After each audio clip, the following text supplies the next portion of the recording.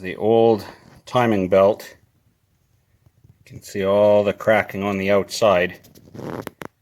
We may have got to this just in time. It's not looking too happy. So here we are. All the parts have been removed. Now it's all got to go back together. Woo!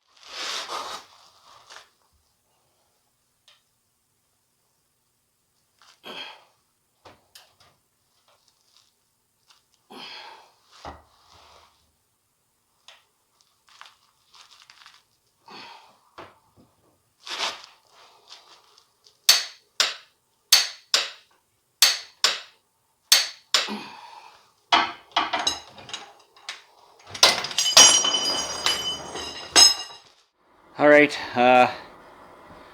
started working on this at about 9:30 on Sunday evening, and it's now 4 in the morning, and it's not quite to running status yet. Still got to put the spark plugs back in. Serpentine belts all back together, timing belts all in, everything looks good. You're just going to have to put spark plugs back in it, and then once we know that it runs, put the fender liner all back in, and wheel and tires off at Cal Tire getting a slow leak repaired, so that's actually ready to pick up. So I'll pick that up in the morning and get this thing buttoned up and out of here. It's been kind of a slog. You know, I'm not an automotive guy, so this is the first time for me. Would I recommend doing this at home? Not if it's your only vehicle and you need it for work the next day. You know, anything could go sideways. If it's your, if it's a weekend project, yeah, sure. I'm tired. Luke doesn't care that I've been up till 4. He's gonna be up at 7 or 8 just the same, so I'm heading off to bed. Good night. Happiness is an empty parts shelf. Hi, Clyde. Psst, psst, psst. Hi, Clyde. Everything's together, so moment of truth, really. Now it's fixed, or let's find out.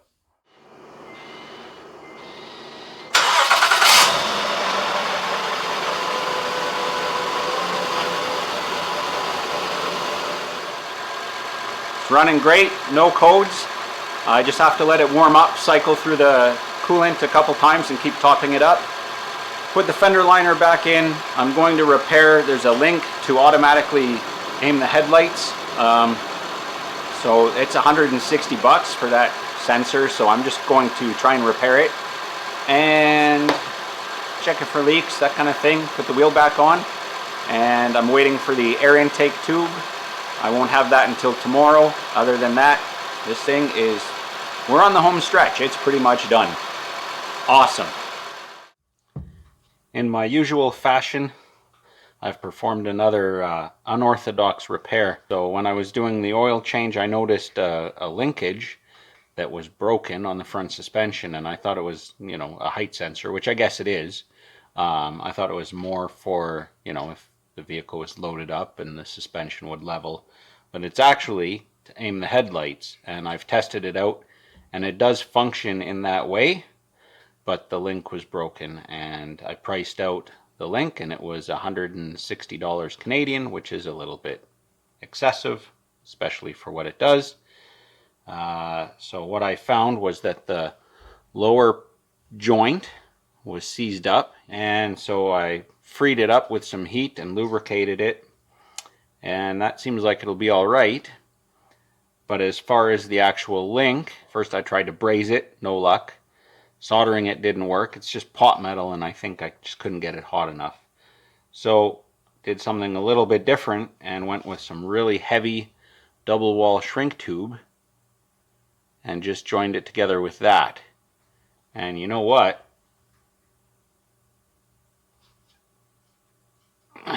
I can't budge it. I think this is actually going to hold up for what it does. I mean, it moves a little sensor arm. So I think this will actually hold up quite well, and if it doesn't, then we'll cross that bridge later. But for now, I think this free fix seems to be pretty effective and will save my friend, $160. So I'm going to put it on and we'll try it out, see how it goes. Here's the other thing that I did in typical Shopcat fashion, is I put this together wrong with both studs facing the same way instead of opposite, so had to redo it. I'm gonna go put it on now finally. Right, so Odyssey's all back together, other than still waiting on the air intake hose. Just some pointers, some tips that when you're doing this kind of thing at home like I am, I can't just run to the parts department like a dealership guy can. So some things to think about that, you know, might get overlooked. When you pull out the inner fender well, you're going to break some clips. Do you have Honda clips at home? I know I didn't, so I had to run to the dealership, which was okay. I had to get that hose anyway. The other thing that I overlooked was you're going to lose some power steering fluid, and I seem to be all out of power steering fluid, so I got to get some of that tomorrow while I'm out picking up the hose. So just a couple of things that, you know, when you're doing this stuff at home, it's a little different. You know, you drop a bolt, you need that bolt. You can't just go to the parts department, so that becomes a 20-minute ordeal. So it can take a little bit longer sometimes. But at the same time, I'm saving my friend, no doubt, a ton of money compared to taking it to the Honda dealership. And yeah, it runs great, so really happy with that. I'm as far as I can go here tonight, so I'll just finish it off tomorrow, and she'll be able to pick it up. So looking good. Night. Night, Clyde. Night, Peachy.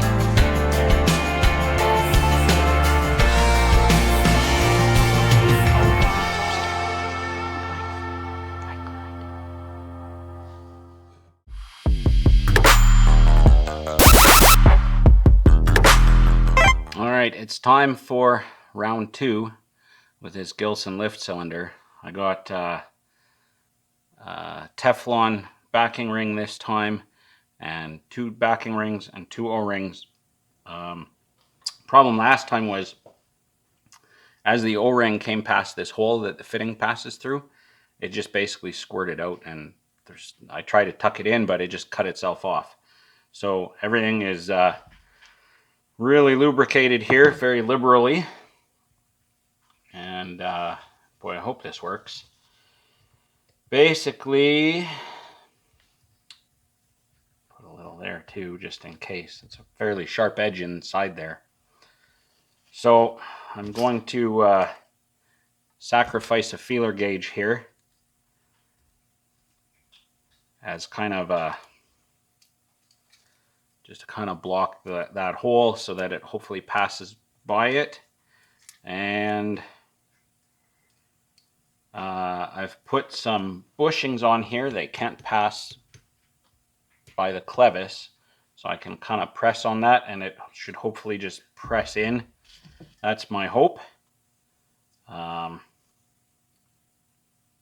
don't know, we'll see how it goes. I'm going to use a big bar clamp here to provide that pressure, so I hope this works. I have no idea.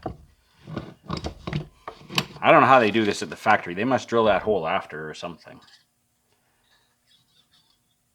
Or did this, I guess, more accurately. I'm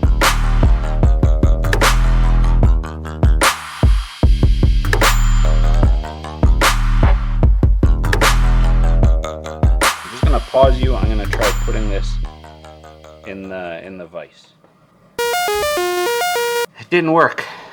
So I don't know, the only other thing I can think to try is get some shim stock and just wrap the whole thing, kind of like a really thin piston ring compressor idea.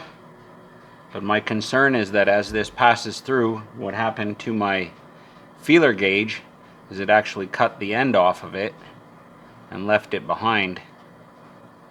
So of course now I can fish it out now that it's apart again, but I don't want to leave a whole bunch of material behind in there where I can't get it out.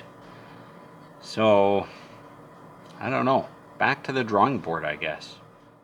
So this is kind of possibly my last shot at this.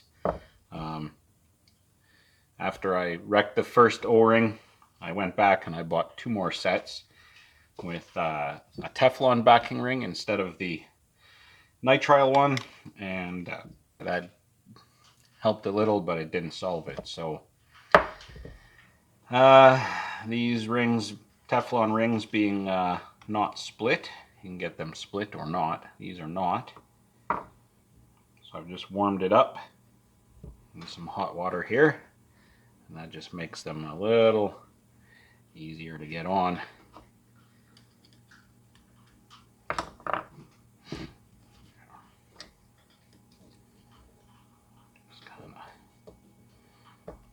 Gently try to work it on without stretching it too much.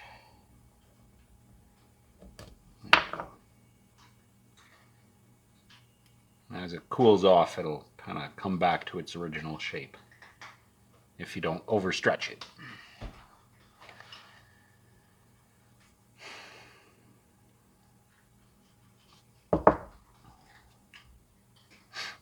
Last one. They're cheap, at least. Kind of $3 a set, but it's the time of going back. It's you know, a little bit of a drive too into town, so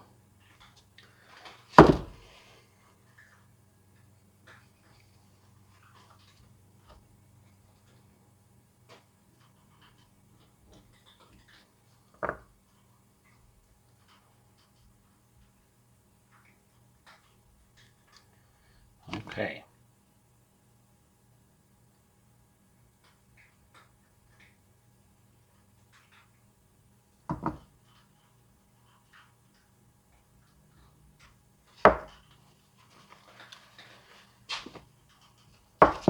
The other thing I've done to help our cause is I've taken a flapper sanding wheel and just smoothed out this step a little bit, which is going to make it go in a little easier.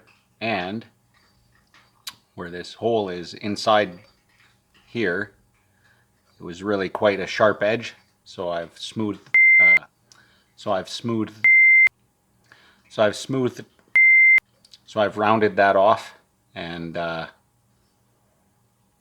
hopefully that will help that O-ring go in better.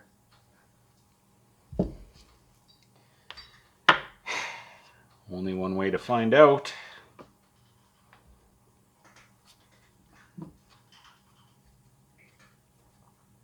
Cat hair all over it.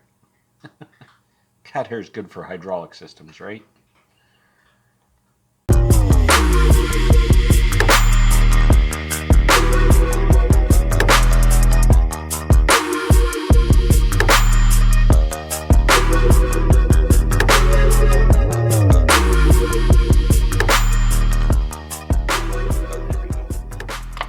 It's a little bit difficult because of the step where that washer sits into. Normally we could just chamfer it fully and you'd have a little less trouble there, but